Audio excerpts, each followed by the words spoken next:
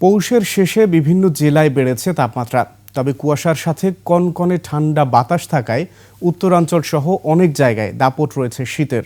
গরম কাপড়ের অভাবে বিপাকে হতদরিদ্র আর নিম্ন আয়ের মানুষ। আজও মৃত শৈত্যপ্রবাহের কবলে পঞ্চগড়। সকাল ৬টায় তাপমাত্রা রেকর্ড করা হয়েছে তেঁতুলিয়ায় ৯.৮ ডিগ্রি সেলসিয়াস। প্রতিনিধিদের সহায়তায় ডেস্ক রিপোর্ট।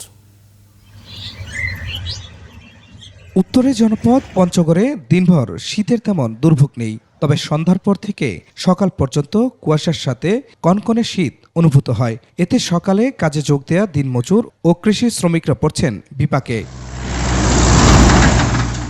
উত্তরের আরেক জেলা ঠাকুরগাঁওয়ে আবারও হানা দিচ্ছে ঘন কুয়াশা, সেই সাথে কনকনে বাতাসে গায়ে কাঁটা দিয়ে উঠছে বিপাকে খেটে খাওয়া মানুষ।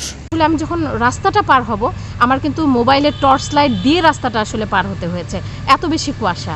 সিরাজগঞ্জে কুয়াশার চাদর ভেদ করে উঁকি দিয়েছে সূর্য, তবে ঘন কুয়াশা থাকায় উত্তাপ ছড়াতে পারছে না। এতে শীত না কমায় বিপাকে যমুনা পাড়ের মানুষ। সকাল তো শীত অনেক শীত পড়ে, আমার জনজীবন একটু খারাপ অবস্থা।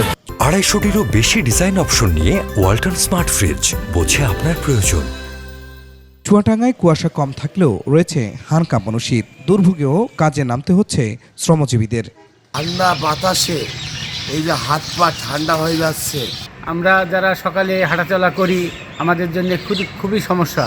ঝিনাইদহে কুয়াশার দাপট থাকায় সকালে সূর্যে দেখা মিলছে দেরিতে। এতে হিম বাতাসে দুর্ভোগ আরও বেড়েছে হতদরিদ্র ও নিম্ন আয়ের মানুষের। দিনের বেলায় মনে হয় যে অনেক গরম, কিন্তু সকালে শীতে বেরোনো যাচ্ছে না, বাসা থেকে বের হওয়া যাচ্ছে না তীব্র শীতের কারণে। খুরশিদ আলম, ডেস্ক রিপোর্ট, ২১শে টেলিভিশন।